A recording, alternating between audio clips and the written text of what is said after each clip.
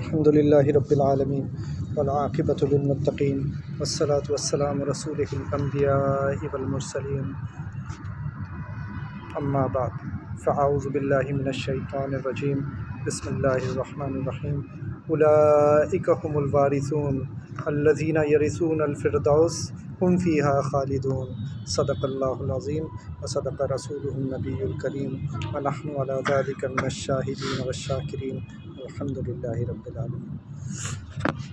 آج ہم اس پر بات کریں گے کہ ہمیں اس بات کا احساس ہو کہ ہم آئے کہاں سے ہیں اور ہمیں جانا کہاں ہے۔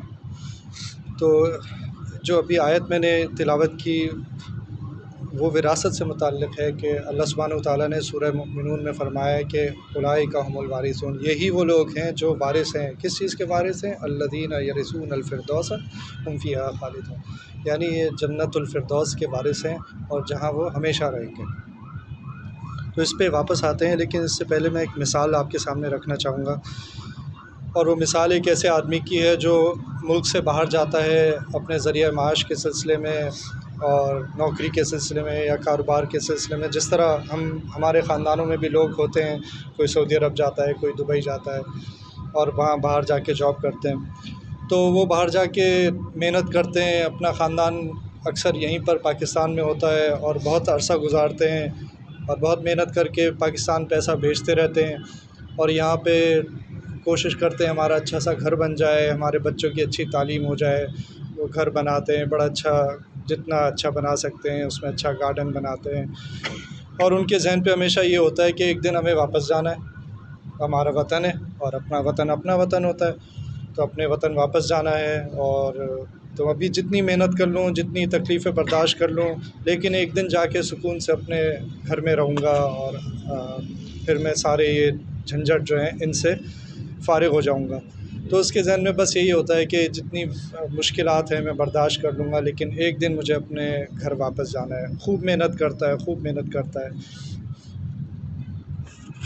اسی طرح اللہ سبحانہ وتعالیٰ نے ہمیں زمین پر بھیجا، اور ہمارا اصل گھر جو تھا وہ جنت تھا، جس میں حضرت آدم علیہ السلام تھے، اور حضرت آدم علیہ السلام کیونکہ ہم ان کی اولاد میں سے ہیں، تو کیونکہ ان کا گھر تھا تو ہم اس کے وارث ہوں گے۔ اسی لیے اللہ سبحانہ وتعالیٰ نے قرآن شریف میں ہمیں ان کا وارث بتایا، اولئک هم الوارثون، لیکن اس کے لیے کچھ شرطیں لگا دیں۔ تو وہ سورہ مومنون جس کی آیت میں نے پڑھی تھی، اس کی شروع کی جو 9 آیات ہیں، یہ 10ویں اور 11ویں آیت تھی، شروع کی 9 آیات میں وہ شرطیں بتائی ہیں کہ وہ کون سے مومنین ہوں گے جو جنت الفردوس کے وارث ہوں گے۔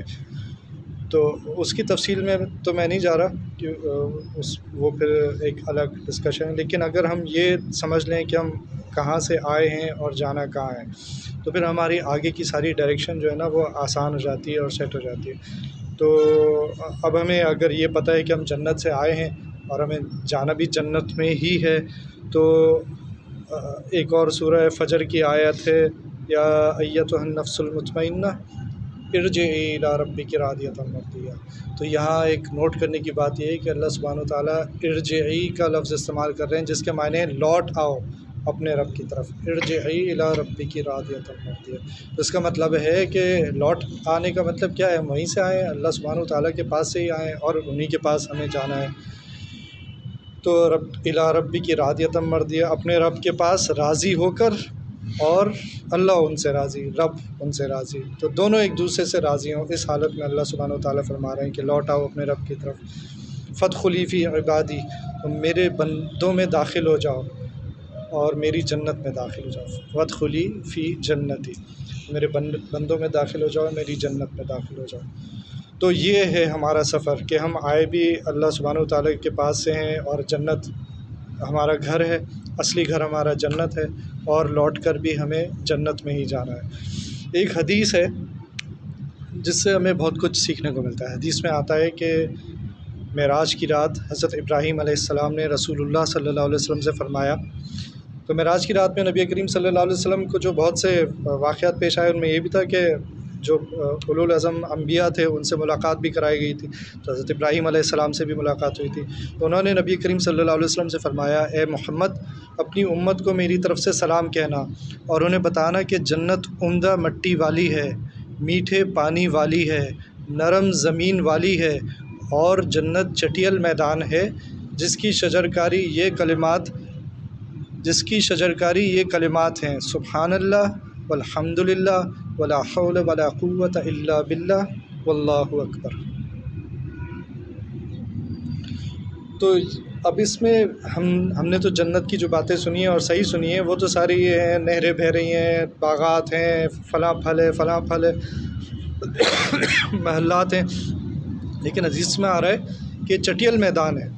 تو یہ نوٹ کرنے کی بات ہے کہ چٹیل میدان حدیث میں بتایا جا رہا ہے، لیکن ساتھ ساتھ یہ بھی بتا رہے ہیں کہ عمدہ مٹی والی ہے، میٹھے پانی والی ہے اور نرم زمین والی ہے۔ یہ خصوصیات کس لیے بتائی جا رہی ہیں؟ یہ اس زمین کی خصوصیات ہوتی ہیں جس میں جب بیج بویا جائے تو پھر وہ بہت آسانی سے پھل نکلتا ہے۔ تو نبی کریم صلی اللہ علیہ وسلم جنت کی جو خصوصیات بتا رہے ہیں وہ یہ ہے کہ اس کی مٹی عمدہ ہے، اس کا پانی میٹھا ہے اور یہ نرم زمین ہے۔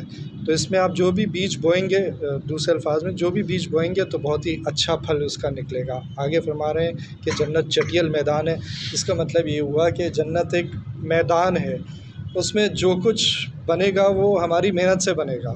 اور اس کا ثبوت دوسری حدیث سے ملتا ہے کہ آپ نے سنی ہوگی وہ حدیث کہ جس نے مسجد بنائی، چاہے چھوٹی سی مسجد بنائی، گھونسلے جیسی مسجد بنائی، اس نے اپنے لیے جنت میں ایک محل تعمیر کیا۔ تو آپ نے عمل یہاں پہ کیا اور وہاں پہ آپ کا، تو یہ ایک چٹیل میدان تھا، آپ نے وہاں پہ ایک محل تعمیر کر دیا۔ اسی طرح چاشت کی 12 رکعت کے بارے میں آتا ہے کہ اگر کوئی چاشت کی 12 رکعت پڑھتا ہے تو اس نے جنت میں اپنا محل بنا لیا۔ تو عمل یہاں کیا اور آپ نے اس چٹیل زمین میں اپنے لیے ایک محل تیار کر لیا۔ اسی طرح آتا ہے کہ اگر کسی نے حق پہ ہوتے ہوئے اپنا حق چھوڑ دیا تو اس نے جنت میں اپنے لیے ایک زمین مختص کر لی۔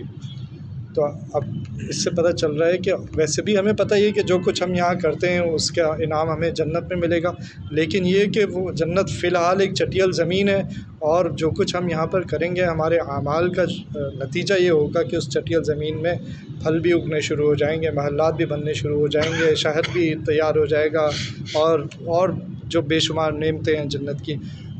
اسی طرح دوزخ کے بارے میں کسی کا قول ہے، یہ حدیث نہیں ہے بلکہ قول ہے کسی کا، کہ دوزخ میں کوئی آگ نہیں ہے، ہر کوئی اپنی آگ خود دوزخ میں لے کے جائے گا۔ تو اس سے بھی ہمیں یہ سمجھ آتا ہے کہ ہمارے جو بھی اعمال ہیں وہ اسی حساب سے ہمیں دوزخ میں اس کی سزا ملے گی، کسی کو زیادہ ملے گی، کسی کو کم ملے گی۔ تو ہر کوئی اپنی آگ جو ہے وہ دوزخ میں خود لے کر جائے گا۔